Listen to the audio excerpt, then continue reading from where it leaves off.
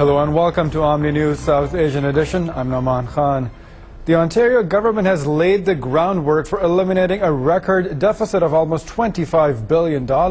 And front and center at today's throne speech was the promise to boost education and increase international student enrollment. But as Mita Khosla reports, students say they're concerned because this may mean the government is relying on international students as cash cows to fund Ontario's post-secondary institutions. Today's throne speech is the beginning stages of a plan to reduce the $24.7 billion deficit. The Liberal government also says a better educated population leads to a stronger economy and promises to create 20,000 new post-secondary spaces this fall. Ontario will also raise the proportion of people who go to colleges and universities from 62 to 70%, and also says it will aggressively recruit more international students, particularly from India and China. But there was no mention of the underfunding of the sector. The world needs Ontario's schools. So your government will aggressively promote Ontario post-secondary institutions abroad and increase international enrollment by 50% while maintaining spaces for Ontario students. Krishna Saravanamuthu is the president of the York Students' Federation and a member of the Canadian Students' Federation.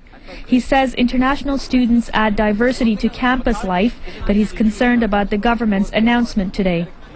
We've also seen, international students paying 2 to 4 times higher than domestic students. We're receiving exactly the same education. All of this indicates to me that our provincial government, which doesn't regulate international tuition fees the way they regulate domestic tuition fees, is looking at international students as nothing more than, for profit. We oppose international students being used as essentially cash cows by our provincial government to make up for lack of adequate public funding into our post-secondary education. Shan Dabadi is a fourth-year international student from Trinidad and Tobago. She says compared to the US and the UK, York University offered the cheapest tuition fee for her program. But Dabadi says tuition has increased considerably every year. By a couple thousand. I think my first day, I can't remember exact figures. I think it started around high 14,000s, maybe early 15,000s, and it's really high 15,000s now. So it really increases per credit. And you have to finish a course load. You really have no choice to take less credits to possibly avoid some tuition fees. According to the Conference Board of Canada, international students earned the province $2.1 billion in 2008. Student organizations say while this helps out with the economy and also helps diversify the experience of students, some international student policies are unfair and need to be revised. In 1993, the provincial government unfortunately took international students off of OHIP. They forced international students to pay into a private form of health care called UHIP, the University Health Insurance Plan. And as a result, we've seen international students, not receive any of the benefits from public health care, although they're contributing to taxes here in our province.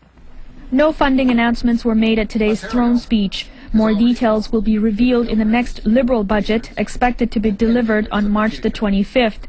This is Mita Khosla reporting for Omni News in Toronto. As expected, the opposition was highly critical. PC leader Tim Hudak says the Liberal promise to offer little solution to pull Ontario out of the recession. Dalton McGuinty's course is a failing one. The federal government used its throne speech to lay a path out of recession. Dalton McGuinty used his throne speech to stay in denial. The speech is also being denounced for containing almost nothing in its 16 pages for Ontario's Aboriginal communities. The last throne speech in 2007 devoted 2 pages to Aboriginal affairs. A 12-year-old girl has died at Toronto's Hospital for Sick Children today after a devastating house fire this weekend. Her father also died in the blaze, and city firefighters say his efforts to save his family were nothing short of heroic.